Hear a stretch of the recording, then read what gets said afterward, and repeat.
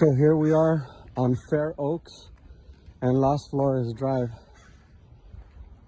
This is the corner house on the left side of my house. This is across the street, the corner house, and the two houses in front, and the entire street on my side, on my right side, is decimated.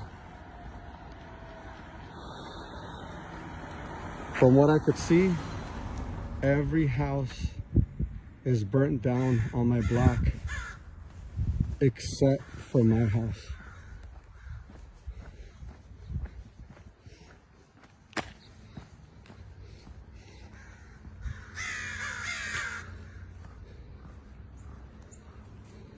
Why do I do this?